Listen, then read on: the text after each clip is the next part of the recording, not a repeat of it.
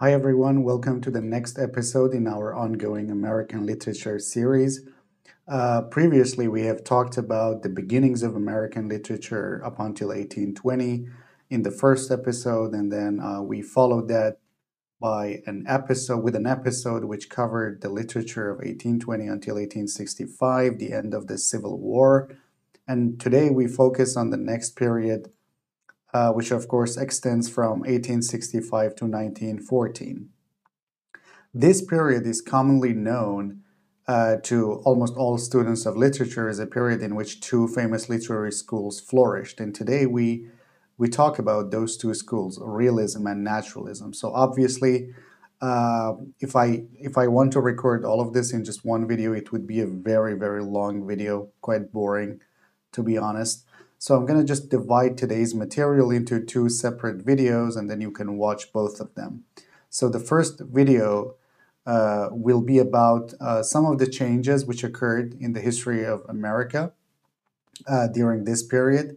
And then I will also talk about realism for the majority of the episode. And then, of course, in the second video, you can learn about naturalism, the differences and the similarities that this literary school had with realism. So let's just get down to business and start talking about this fantastic period in the history of American literature.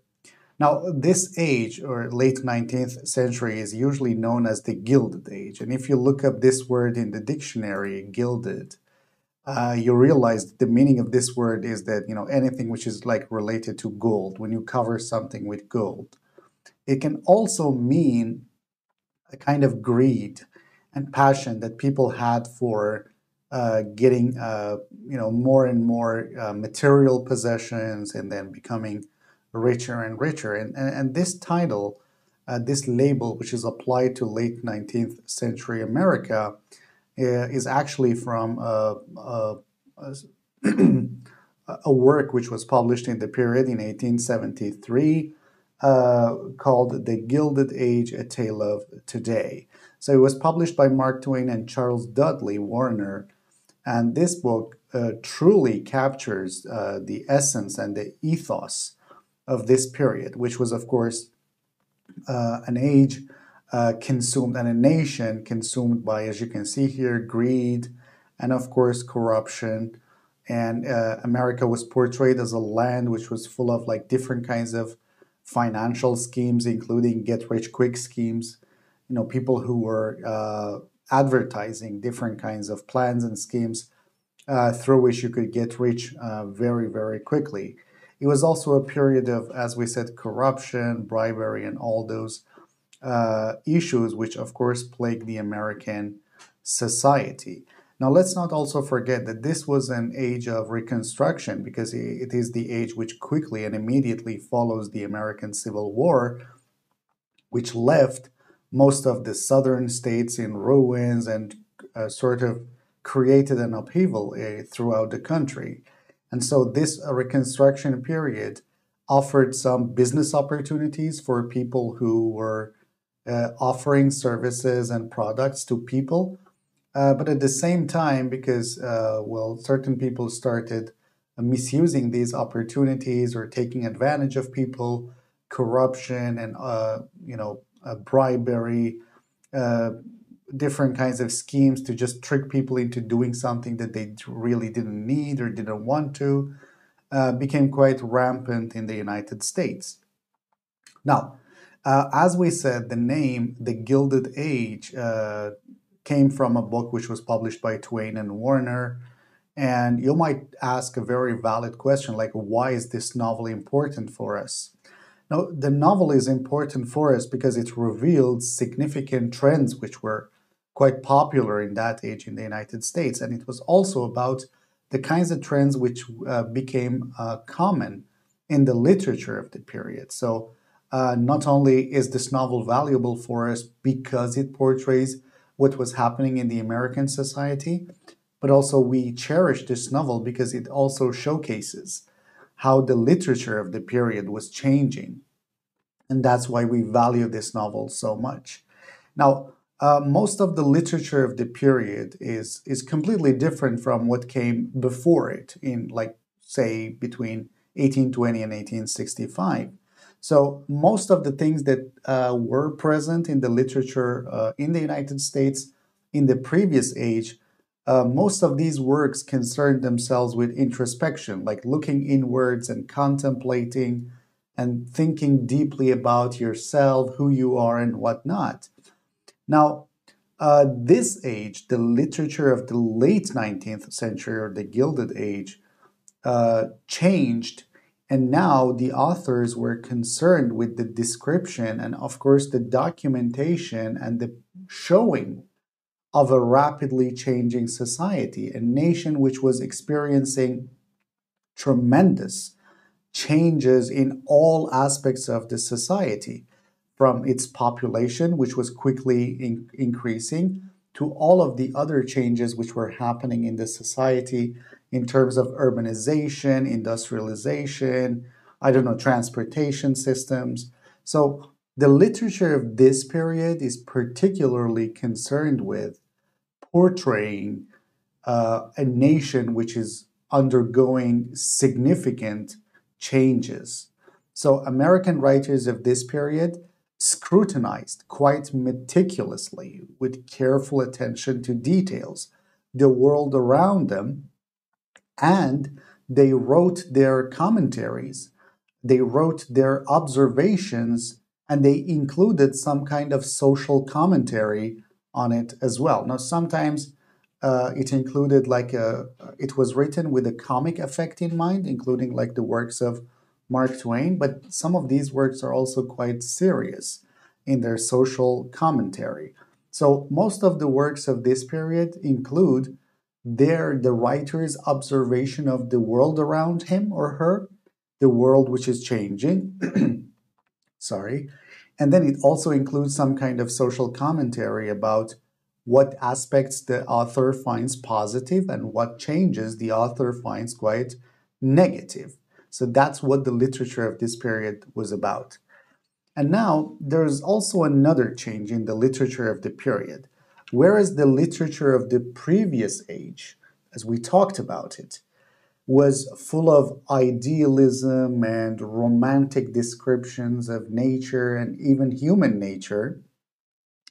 So, whereas the literature of 1820 to 1865 was dominated by writers like Emerson and all the other transcendentalists and other writers like Harriet Beecher Stowe, which portrayed an idealistic society, a romantic version of human beings, the literature of the Gilded Age tried to offer a more restricted, a more measured, and pragmatic way of looking at the world, because they believed that, you know, most of the writers of the period, including like Mark Twain, Ambrose Bierce, believed that the role of literature is not to idealize the world, but rather to show people the distasteful, the terrible, and the dark aspects of the society too.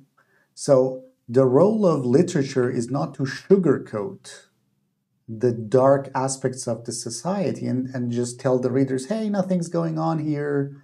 You know, everything's going to be fine. You know, we are good human beings who are good in nature, good at heart. So don't worry about it. No, you have to tell the readers what's actually going on in the society. So they endeavored to see things as they are, as they really are, not as they ought to be or not as they should be, which, to be honest, is a great definition for realism.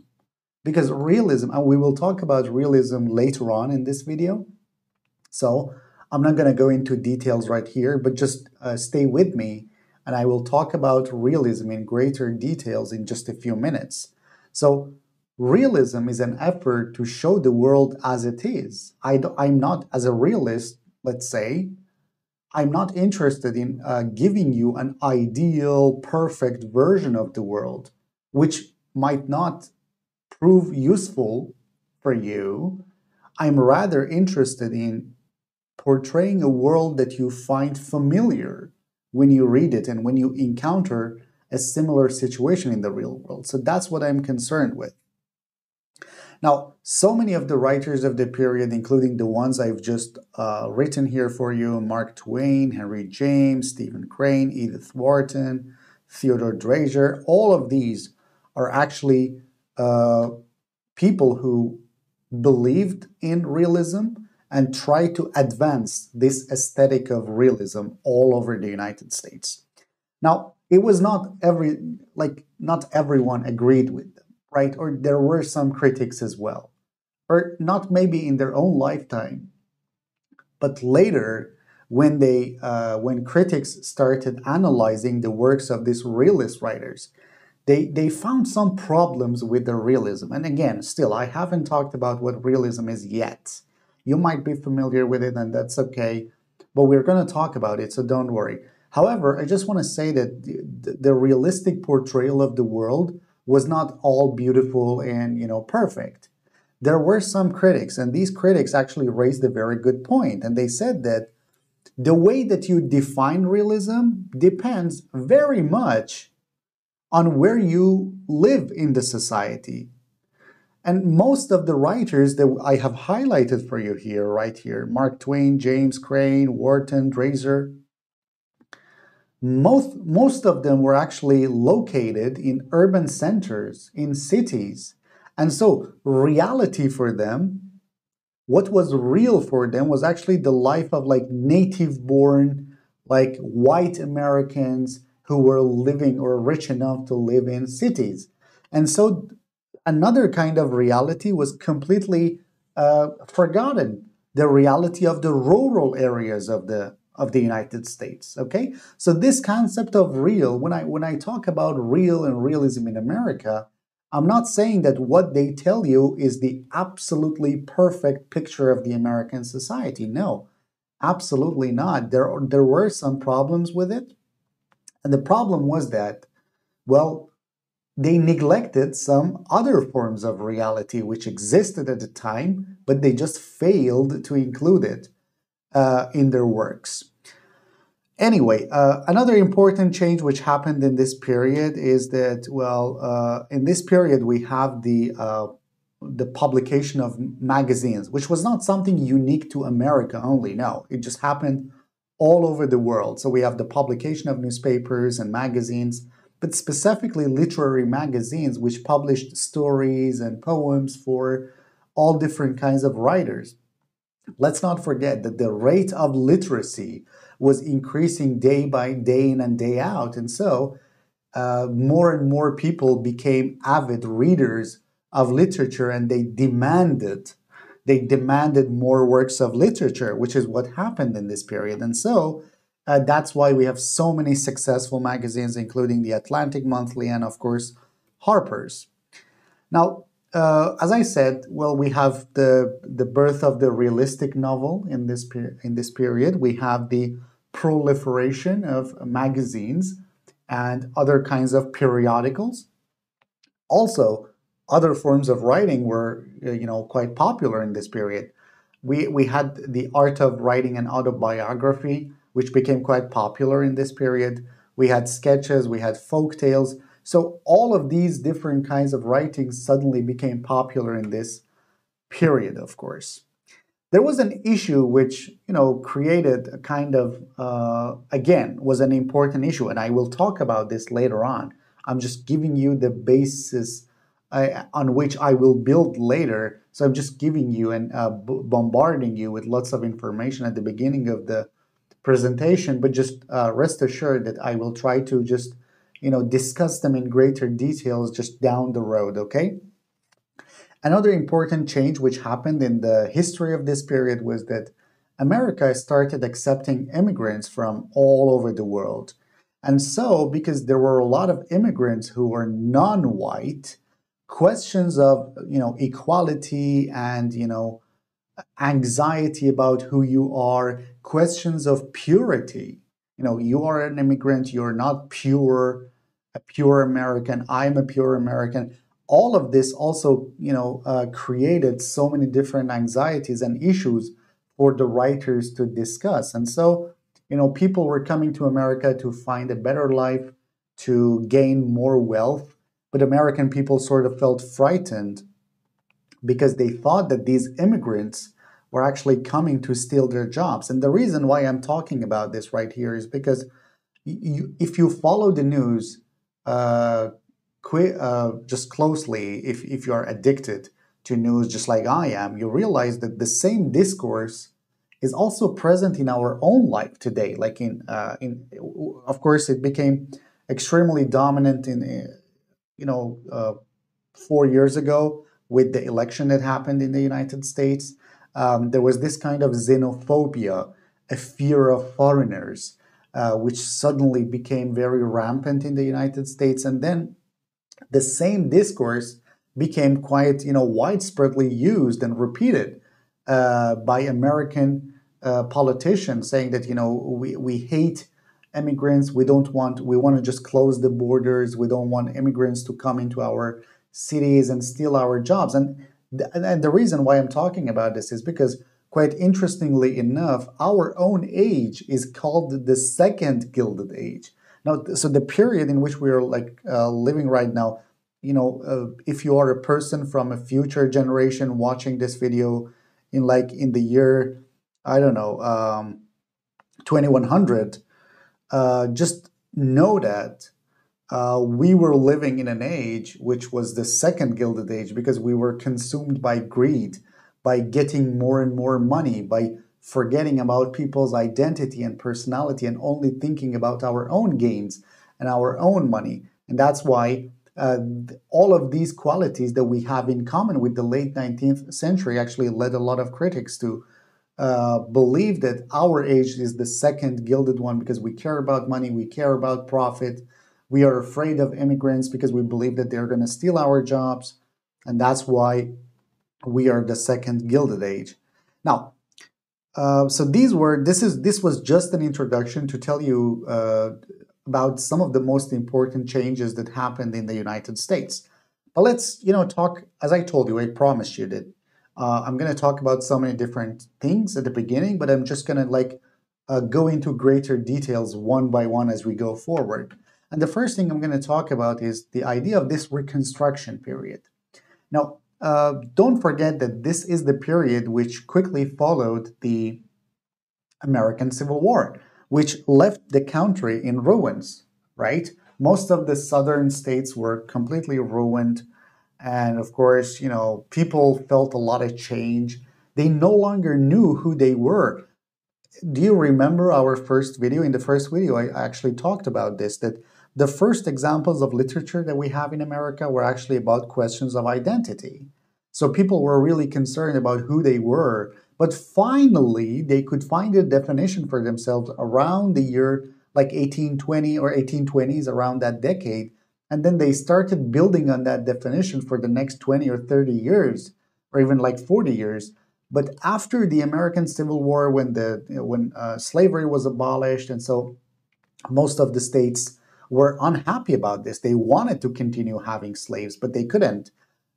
Some of them did, try to do it. We will talk about this too, but let's not also forget that it was a seismic change, meaning that, people could no longer just put their fingers on who they were. They couldn't, their ideas of who they were, their identity completely changed after the American Civil War. So the country was in ruins, the country was destroyed, some parts of the country. The identity of most people in the United States was destroyed, so they needed to reconstruct themselves. That's why this era is also called the Reconstruction era. The Civil War, as we said, brought about so many life-changing changes, so to speak. It changed the life of millions of Americans, but specifically those slaves who, at least on paper, gained their freedom. But of course, the war had it took a toll, right? There were many deaths, there were many injuries going on. So a lot of people, unfortunately, died. If you just look up the data and the statistics and like how many people died, the numbers are staggering. So a lot of people died, and this was the cost of the Civil War. So there was so much destruction going on, there was so much suffering going on, and America needed to rebuild itself.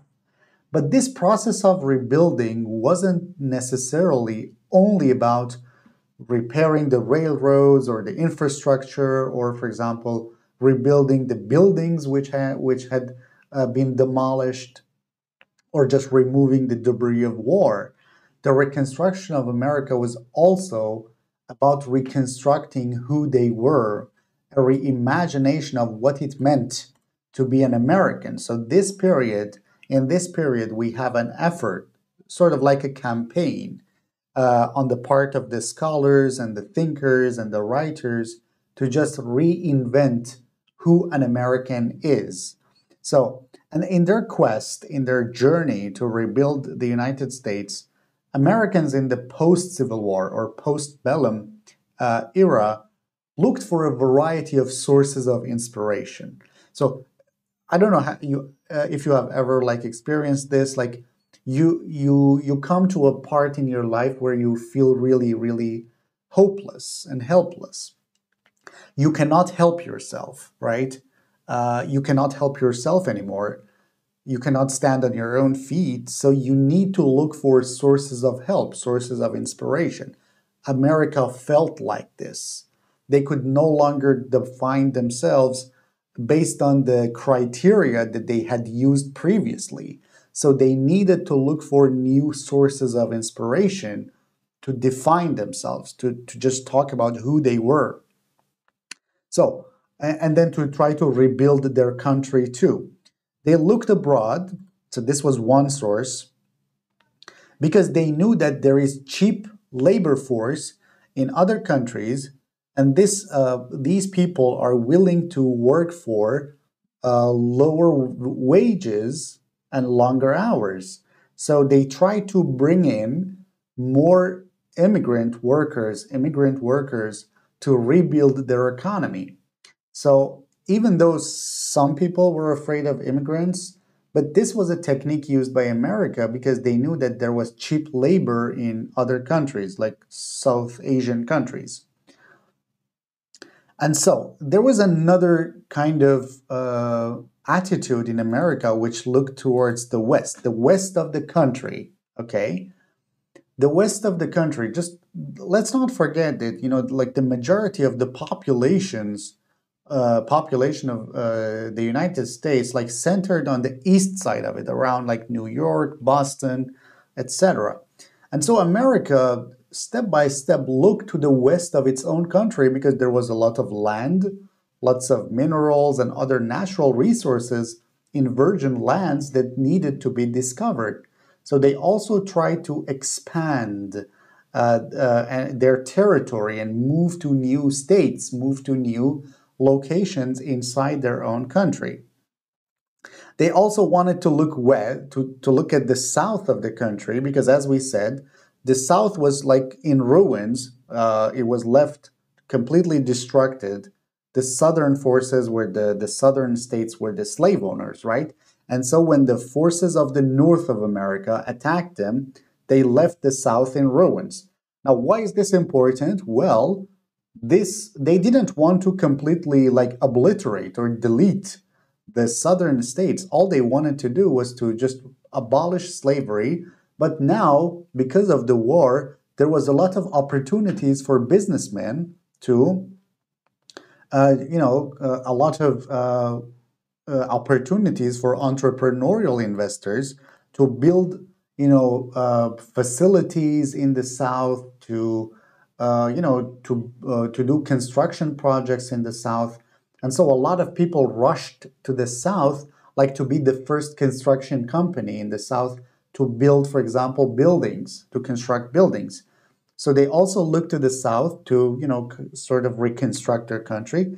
But there was also another change which happened in the United States, and this cannot be overlooked, and the importance cannot be underestimated.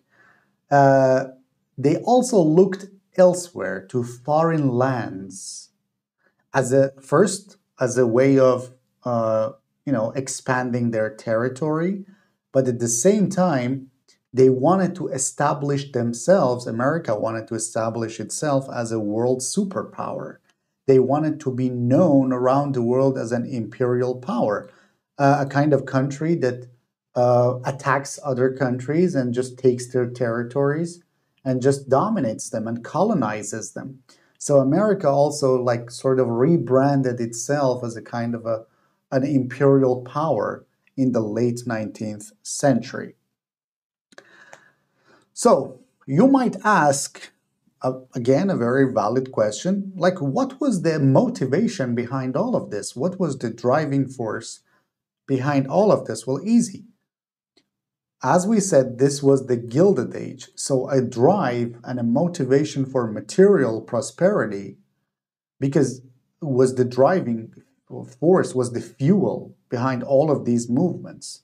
Because they used to have a belief in, they had a belief in economic progress, and they believed that they should leave no stone unturned in their efforts to bring about economic progress, which means that they needed to uh, use every tool at their disposal. They needed to do everything that they could to gain this kind of economic progress. And the signs of greed are the signs of greed like were everywhere. As we said, the expansion to the west, then going to the south and doing construction projects, but also in New York, which was now the center of the everything in America. Big mansions were constructed on Fifth Avenue, a very famous avenue in the United States. And then there were a lot of skyscrapers. There was like the exchange market, the stock exchange market. So these were all signs of a country which was step by step turning into a capitalistic system of greed and money and producing wealth and making profits, right? There was also another like a kind of a political and social and economic system which was rampant in the United States.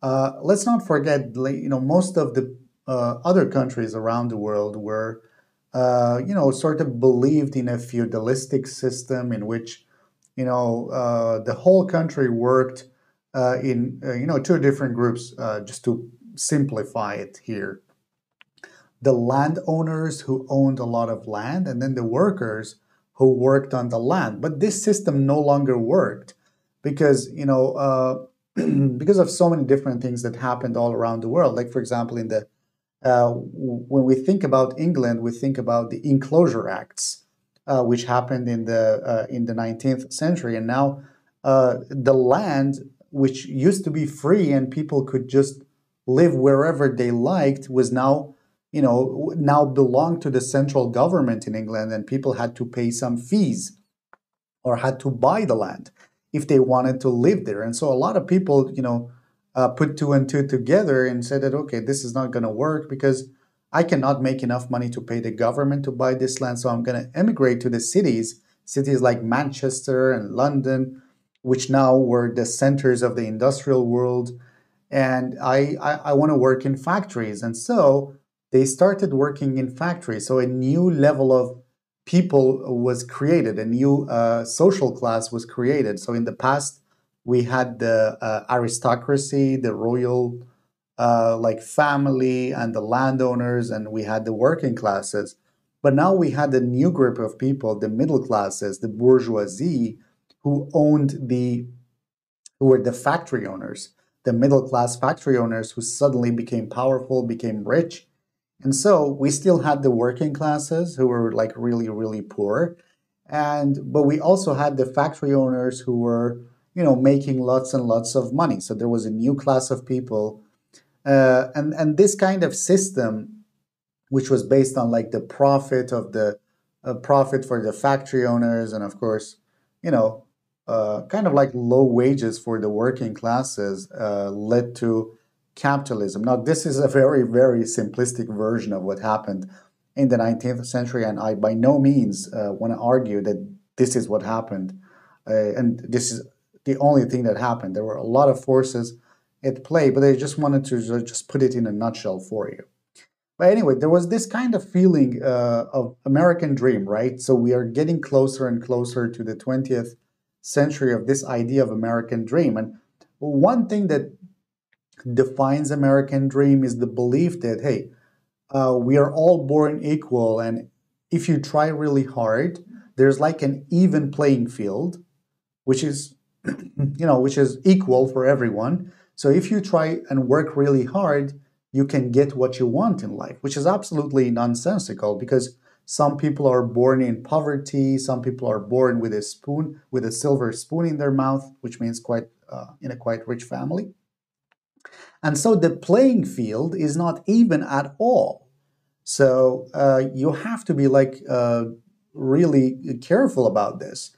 So, but they were saying that no, hey, everyone is born equal, so I'm not going to really interfere in your efforts. You are free to do whatever you want to do. So this is the kind of philosophy that you might be familiar with, laissez-faire, which means, hey, I'm not going to interfere in your life. I'm not going to do anything to prevent you from getting your dream. You're just free to do whatever you want to do. So this kind of capitalism, which became popular in the United States, was a laissez-faire capitalism. Everybody was free to work really hard for their dreams, and so it was not. It was a system which was, of course, designed to make the rich get richer, and then make the poor stay poor. And so, but this was the system which became dominant in the United States, and so there was this kind of inequality in the United States. Let's not forget the workers remained poor, while, for example, factory owners and other rich people made tons of money. And, so this was the system which was adopted in this period. Now, I've written something here for you, like blue and white collar workers. In case you don't know what this is, I'm not trying to be condescending or patronizing. I just want to just make this clear for you that these are all workers. Now, white collar workers are, who wears a white shirt, a person who wears a black suit. So the kind of a white collar worker is a worker who works in the office, who doesn't do any manual labor, any physical labor. A regular person who works in an office, like behind the desk and a computer. A blue collar worker is a person who is wearing blue overalls, like jeans, overalls, and then works in the mines, works in the factories, and does a lot of physical labor. So all of these workers had like minimum wages or very, very low wages, whereas, for example, the capitalists and the industrialists just earned a lot of money. The Reconstruction of America also meant that, okay, we need to repair our railroads, we need to stay connected to all parts of the country. And so the railroad network grew like exponentially bigger. It grew bigger and bigger and bigger in the years, like so much so that Frank Norris, a famous writer of the period, characterized it as a giant octopus. And it looked like an octopus. Just look at all of the different branches which go in all directions. And of course, the result of this was that all parts of the country were now connected. Do you remember the part in Walden, the chapter of sounds in Walden that we discussed? And in that chapter, Henry David Thoreau talked about the fact that now people were now talking about doing everything the railroad fashion, quote unquote. And so everything was connected. The whole country was connected. The farmers in this state were connected to the sellers in the next state with the help of the railroad. And because of this, there was also rapid urbanization. So more and more places started cities started like sprouting here and there. And now we didn't have a lot of rural places anymore. So like all of these places started becoming like big cities. And you can actually take a look at this picture. When there was a new railroad, everybody started celebrating it because they knew that they were now part of the conversation, so to speak. They could now influence the whole America. Even if they were like small farmers, they could produce something, and with the help of the trains, they could export their products to other states, of course. Another important issue which happened, another important topic that we have to talk about is, of course, the population of the United States, which grew like crazily, like from $500,000, it just grew to almost 3.5 million people in a matter of like few decades. So it was really, really crazy. Now, Chicago's population, for instance, which was only 29,000 people in 1850, became 2 million by 1910 in a matter of like 60 years. And so that's why the idea that the population was growing so fast actually inspired Upton Sinclair to title his great novel of Chicago, The Jungle, because it looked like a jungle. Like it was like a jungle, like full of wild animals who were trying to find food and just stay alive. So that's why this novel is actually called The Jungle. So up to now, we have talked about the growth of industry and industrialization, the growth of cities and urbanization. Of course, we also had immigration. We talked about this a few minutes ago. So in 1870, the population of the United States was almost like 40 million people. But by 1910, it became 92 million. And by 1920, we had 123 million people in the society. And some of these, like we can even say, it's safe to say most of these were actually immigrants from all other countries. Because as we said, America was a land of opportunity. And America itself wanted cheap labor, so there was a lot of, immigrants who were accepted in the United States. But even though, Americans believed it, the presence of immigrants is essential, is crucial for their prosperity. These immigrants were also a source of anxiety, and we talked about this again. We said that, because these immigrants challenged the definition of pure American, of a pure American. And now Americans were concerned about what it meant to be an American. The question of American identity was again under question because these immigrants now wanted to have rights, just like an American person wanted.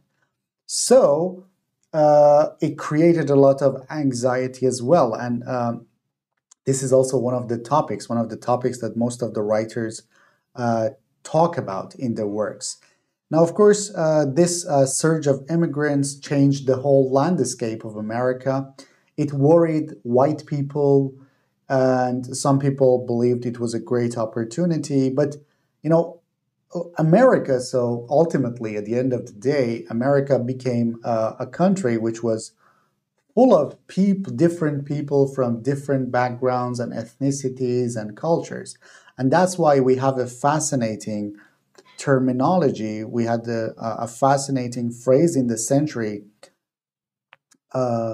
which suddenly became quite popular as a phrase to describe America at the end of the 19th century, the melting pot. Imagine just you're cooking, you put a pot on the stove, and you put all different kinds of ingredients in it, salt and black pepper and turmeric and meat and beans or whatever you want to just brew something. So it was like a melting pot that all different kinds of people from different backgrounds were living like side by side. And this picture right here in this slide is actually an immigration center, which is like asking questions to give them visas so they can enter the country. So there were lots and lots of immigrants to the United States. Now, this kind of melting pot idea was very interesting for a lot of people. So they were saying it's okay. we can live side by side. It's no problem. But there were some people who actually didn't want to melt, right? And obviously, we want to go back to the question of like American Indians, the native Indians who were living in the United States before Europeans arrived there. And so they believed that, okay, when, for example, the the population rises so quickly, so America needs to expand itself, right? And America was moving more and more towards the West, which was the territory of American Indians, right? And so they thought that they felt threatened, uh, especially in terms of their political and cultural autonomy. They felt threatened, and they believed that their autonomy is being attacked.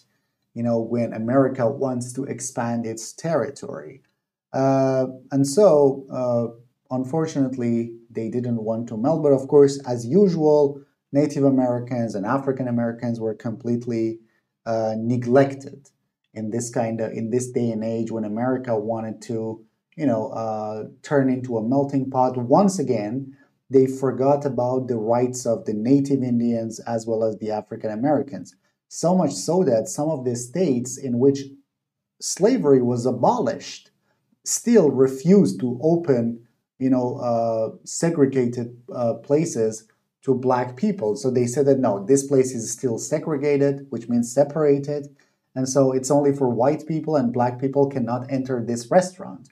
Or, for example, black people cannot take the bus, cannot ride the bus. And that's why, again, Frederick Douglass, that we talked about in the previous episode and video, actually talks about this issue again, and he says that you talk about men talk of the Negro problem. There is no Negro problem. Black people don't have a problem. They are not the problem. They didn't create the problem. The problem is whether the American people, meaning the white people, have honesty enough, loyalty enough, honor enough, patriotism enough to live up to their own constitution.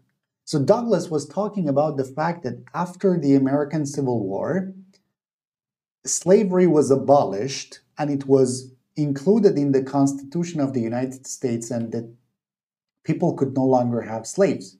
But as I said, some of the states and some people refused to, to just implement this new law, refused to do something about it.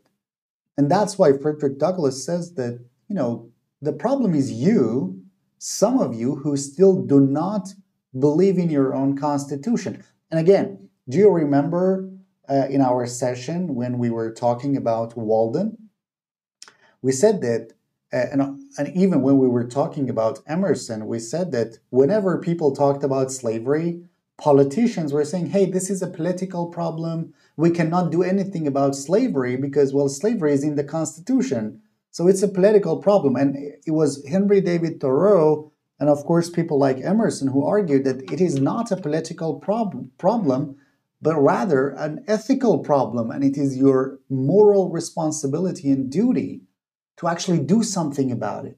But of course, Frederick Douglass is saying that no, in the past, when they wanted the slavery, they were always referencing the Constitution, referring to the Constitution. Hey, it's in the Constitution, we can have slaves. But now that slavery was abolished and it was included in the Constitution, people suddenly forgot all about the Constitution.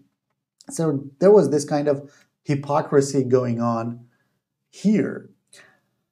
Now, we talked about this Reconstruction era, but let's talk about the literary world, the literary landscape of America in this day and age, the literary marketplace of this day and age. Who were the active writers in this period? Well, Emerson, Stowe, Whitman remained active even in the 1880s and the 1890s. Emily Dickinson was an active poet, even though he was actually writing during the Civil War. That was like the most productive years of her career, but she continued writing, and she actually became quite popular in the 1890s. Herman Melville continued writing, poetry as well as novels. So in the 1870s, he published poetry, but in 1880s, he actually published a novella, Billy Budd, and like later on, it was published in 1891, but he wrote it in that decade. And so all of these Americans now believe that the era was changing, the generation had changed completely, and so they believed that they belonged to a distinct generation of writers.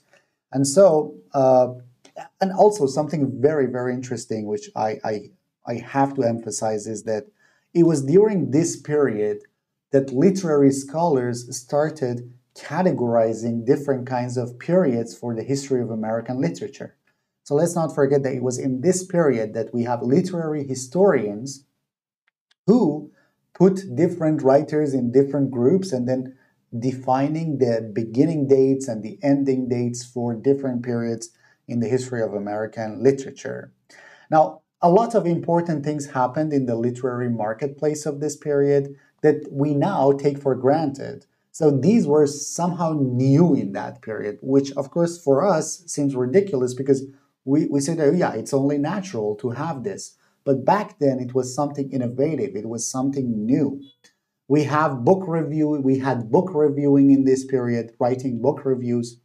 We had lists to tell people what the bestseller books are. Nowadays you can just open up New York Times bestseller website or Amazon and just look at the best-selling books like every single week.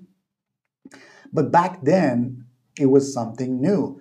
We had, for example, new classes of people. We had white-collar workers who were now educated and could read. We had even blue-collar workers who were becoming literate and needed this. We had book clubs in this period. We had the publication of magazines and periodicals.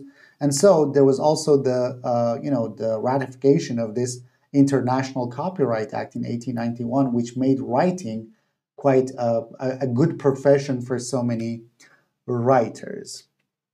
Also important in this period is the fact that we now have literary celebrities. So it was in this period that suddenly writers became celebrities, like paparazzis were following all of these writers, including Mark Twain, everywhere, taking pictures of them and then writing the stories about them, of what they were eating, what they were doing. So there was, stories about them in newspapers, about these writers who had suddenly become celebrities.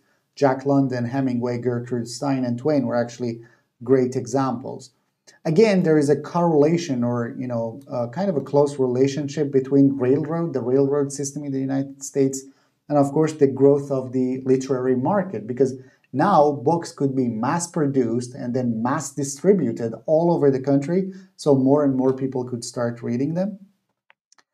Also important in this period is, again, as we said, the periodicals and the journals, which were quite popular.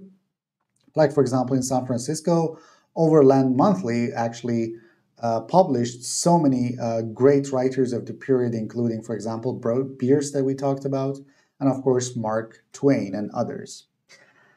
Now, as I told you, this period, 1865 to 1914, is actually described as the age of realism and naturalism. So I decided to dedicate the end of this initial video about this period to a thorough analysis of what realism is.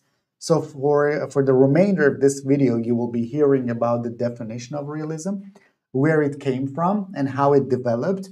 And then, of course, we will talk about American realism, and then this will be the end of this video. And you can also watch the second video, in which we continue talking about more and more social and historical issues, like the role of women in the society, or some kinds of hidden forces which influenced the American society, as well as naturalism. So that's the topic for the second video, which is next. Anyway, let's talk about realism. So what is realism? Realism is a tendency in art and literature to show everything as they are in the real world. However, this usually creates a misunderstanding for so many people, because they suddenly have this idea that realism or realistic works should be on real people, real events. No, because we are not writing history, we are writing literature. So, realism is not about real people, real events, or real places, but rather a realistic writer tries to portray events and people and places as though they were real. How can he do that? By including as many details as possible so that when a reader picks up the book and starts leafing through it, he says that, yeah, okay, yeah, I can totally understand that this person can exist in the real world.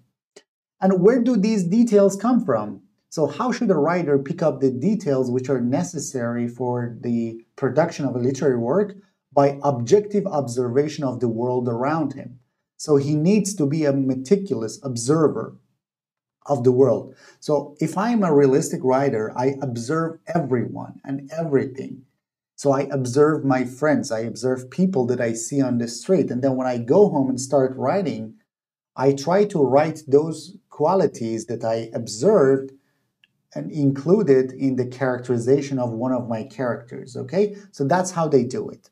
This style of writing, as we said at the beginning of today's session, actually refrains from any kind of romantic idealization. And it doesn't really want to talk about imaginary places.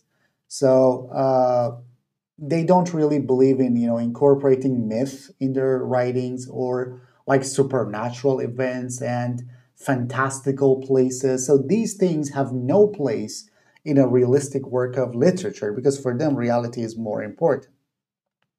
Now, realism started in art, not literature. So realism in painting started in 1820s and 1830s. It started in France, but later on it just moved to Spain, the Netherlands, Italy, and Germany, and all of those European countries. Now, it started as kind of a protest against the bourgeois ideology of the period. We talked about the bourgeois.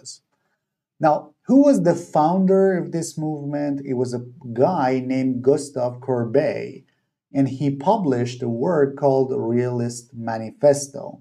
Now, however, the term realism was first used by Gustave Planche in 1836, and it suddenly became mainstream. So it was first used by Gustave Planche in 1836, but because of Courbet's manifesto, it became mainstream. Now everybody knew what realism is and everybody started talking about realism. But what was in this manifesto? In this manifesto, Courbet talks about the fact that an artist should represent what he sees in the world around himself on his canvas. Don't forget, this is realism in painting yet. And they should recreate nature as it is. So you should represent nature as it is on your canvas. So in terms of the proper subject matter, they believed that, like before this movement, the historical events of the past were usually portrayed on the canvas in a glorified and idealistic and idealized and romantic manner. But after realism, these people argued that, your subject matter should be the contemporary world, your world right here, right now. Do you remember what I told you about American literature in the late 19th century? They, instead of portraying an ideal world, a romantic version of the world, these writers try to portray the changes in their own country right then. So that's realism. Realism wanted to portray the contemporary world, and they wanted to portray the world without glossing over, without forgetting, without deleting the ugly and dark parts of it. Okay? And so the favorite subject matter for the artists became, poverty and hard work of people, and most of the colors that they used were dark and brown colors. Let's take a look at this example right here, which is a painting by George Clawson. Now, as you can see in this painting, the dominant color is like brown.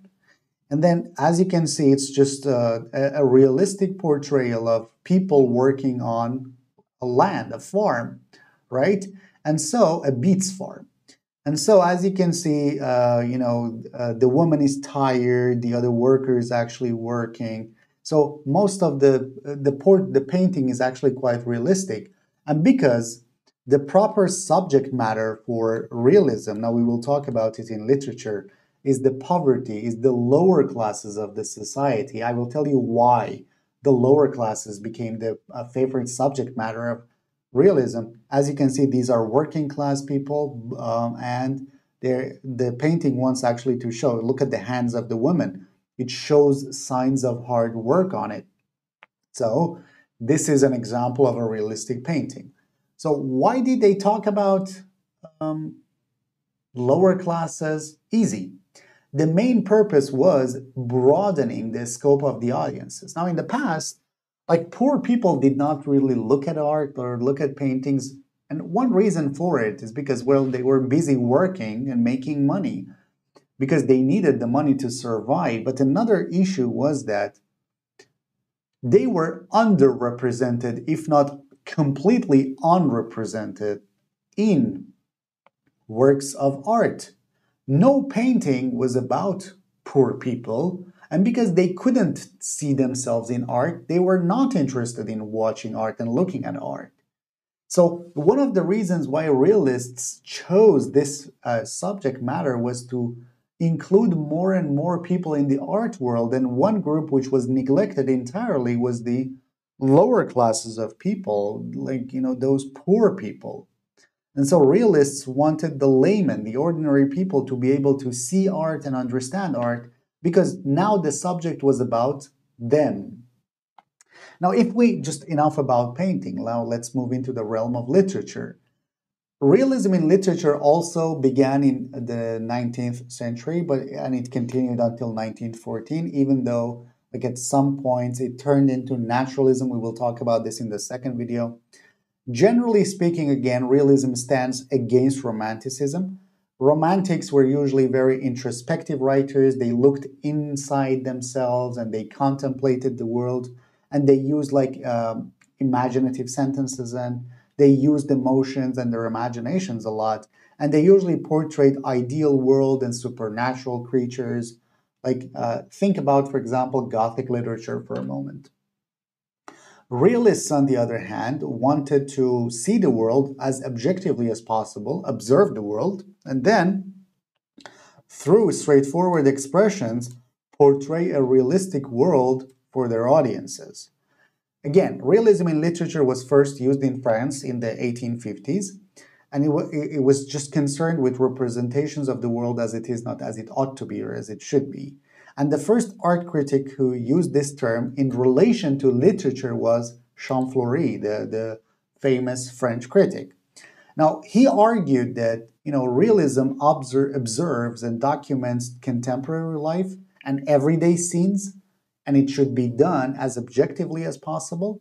And then artists, writers, have to look at the lowest classes of society and then try to show the cruelty that is done to them and the suffering that they experience. That should be the proper subject matter of poetry.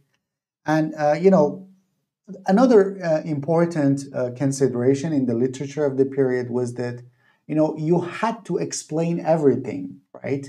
So in the past, we used to create characters who were wonderful, characters who were great. And we didn't really explain their behavior. We didn't really explain why they were great. So if we portrayed an honest person, we portrayed an ideal honest person, but we didn't really explain why he was honest. He was just an ideal, perfect human being. But in the 19th century, people realized that, okay, if you want to portray something, you have to objectively portray him, but you also have to tell me why. You have to explain it so that I don't I don't consider this person to be a Superman or something. I just consider him, yeah, to be just like myself. A good example of this is Sir Walter Scott's novel, The Heart of Midlothian. Now, let me talk about what this novel is. It's the story of a woman called Jeannie Deans who grows up in a strict Scottish Protestant household. Now, Jeannie Deans has a sister, and her sister has a child. Now, unfortunately, one day her sister's child dies, and everybody in the town starts blaming the sister for having neglected the child, and they blame her for the death of the child.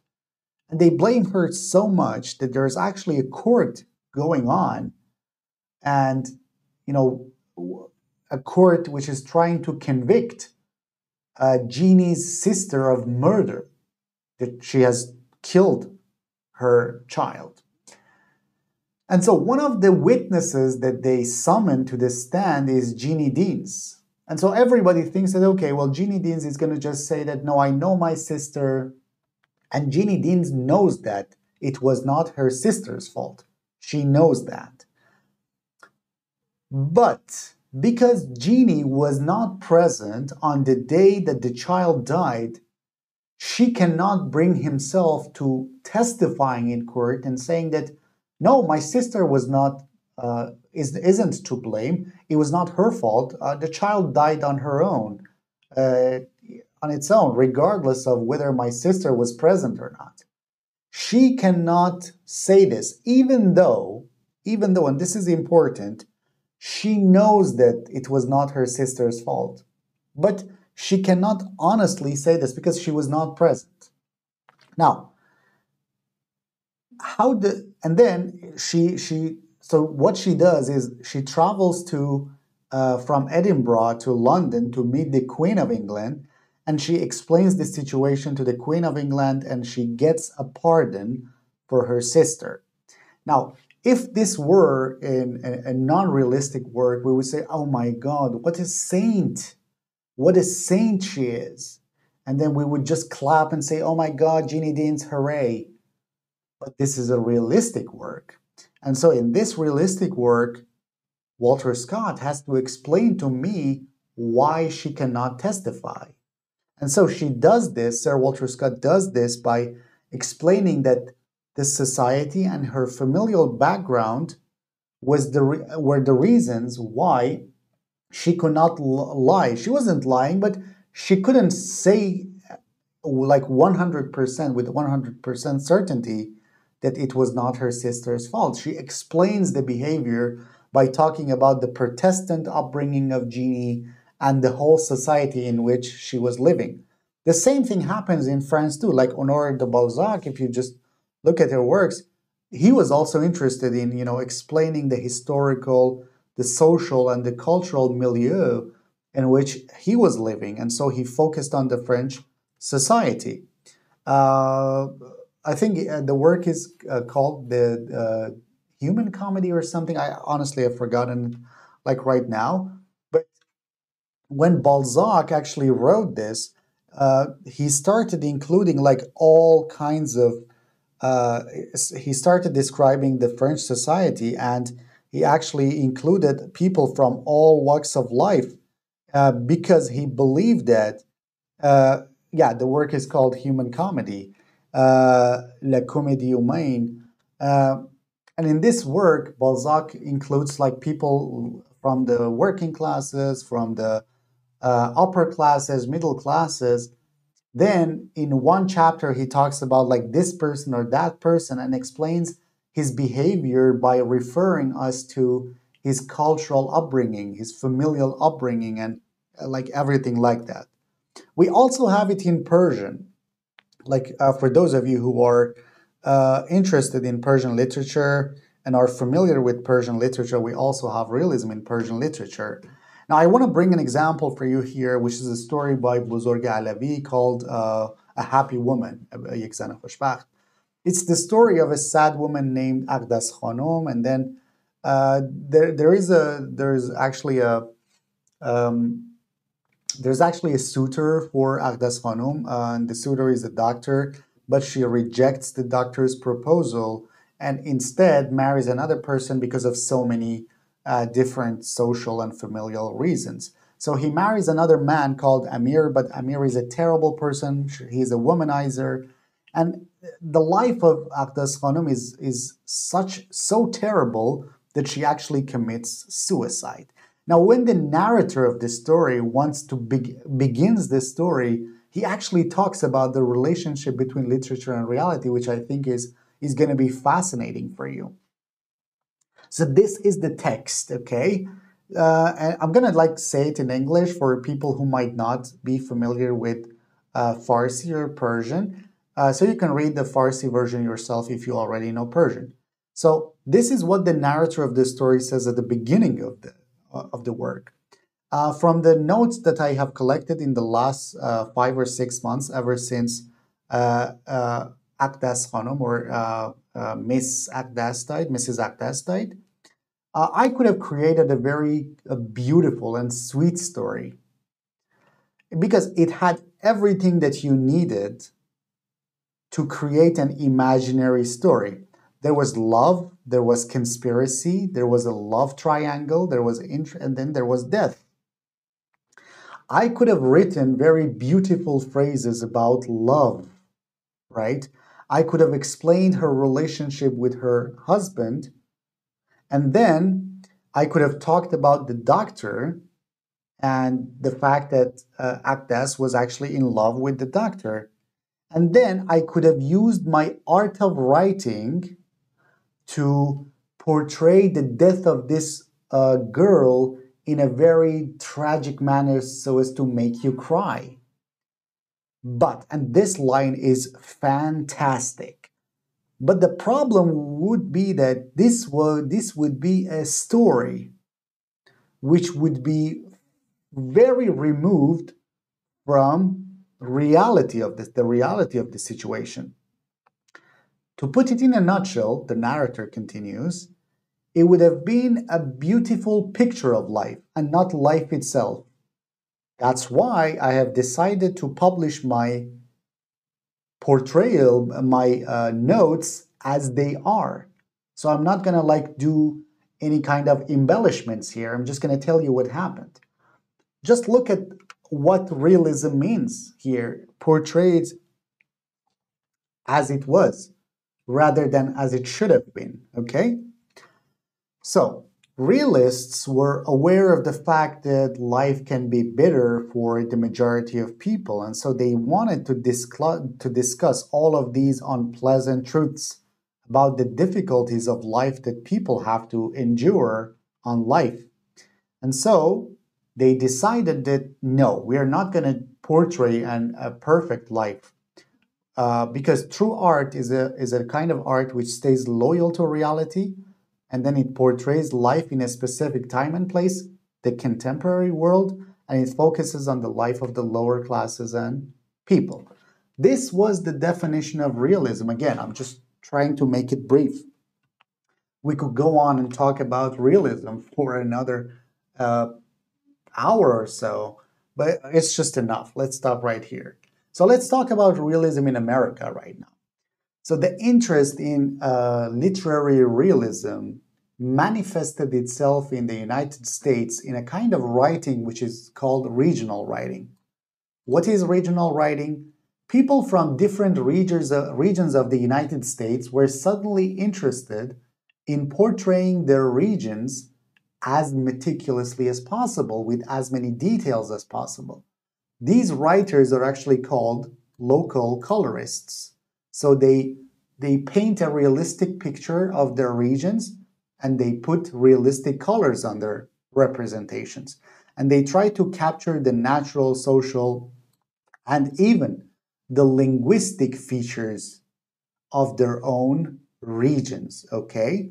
Now, I deliberately put a lot of focus on linguistic because let's not forget one issue. Now, as I said, I just talked about realism very briefly, but when I teach realism, like elsewhere, when it is part of another class that I'm teaching, the short story course, I talk about every aspect of literature in realism, like plot in realism, realistic plot, realistic characters, realistic prose, realistic setting, realistic themes.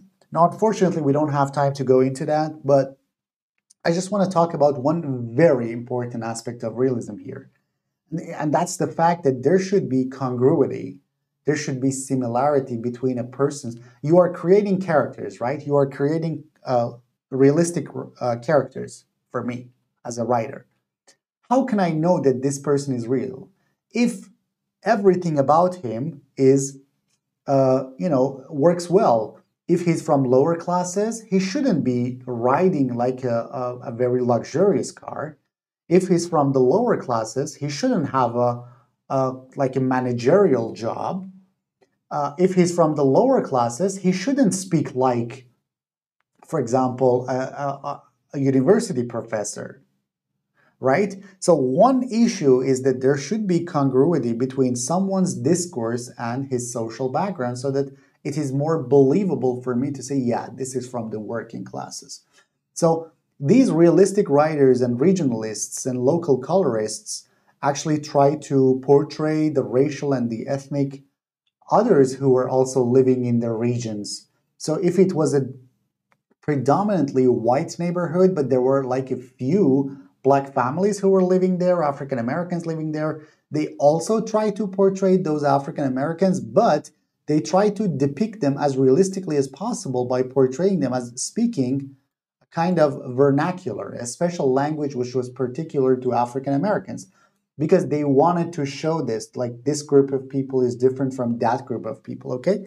And so that's why depictions of language and dialect actually became increasingly popular and important in this age. So they were interested in the traditions of folk people with different ethnic backgrounds. And this kind of tradition encouraged so many influential writers of the period to talk about this fact that maybe once again we are separating whites and blacks, which is not healthy. One of the famous people, we call him a critic as well, Du Bois, actually published a very, very important book, The Souls of the Black Folk, in which he talks about the fact that even though like black people were kind of accepted and they were kind of liberated after the American Civil War, they still really didn't feel like they were at home. They didn't, feel at home in the United States. And so he talks about this idea of double consciousness, the fact that like if they go back to Africa, like African American people, if they go back to Africa, they will no longer be accepted. They kind of no longer will be accepted as purely African because they have spent some time in America, and so they are considered American by people who have spent all of their lives in Africa. And then when they are in America, they are not considered as American citizens because of the color of their skin. So there's this kind of we call it a limbo state of between and betwixt, which means that they are in a limbo. They don't know where home is. And we owe this concept to Du Bois, who published this work, The Souls of the Black Folk, to tell us about this issue. Okay, enough. This is the end of the first video. Now, you can actually watch the second video as well to learn about other important social and historical events which happened in this period, including, like as I said, the women question. And in the second video, we are going to talk about naturalism too. But that's it for this video. Thank you very much for watching the video, and I'll see you in the second video. Thank you very much, and bye-bye.